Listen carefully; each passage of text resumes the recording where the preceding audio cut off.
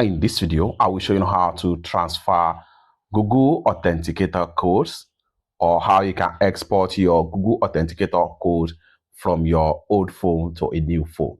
Let me show you how. Open up your Google Authenticator app, either on Android or iPhone. Having opened up your Google Authenticator app, go ahead and make sure you navigate to the three slider from the top corner. And the next thing you want to do here is to go ahead and click on Transfer Codes.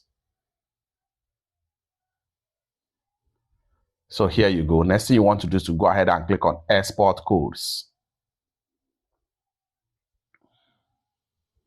Then here you go. All the codes you have in your Google Authenticator app is going to be select right here.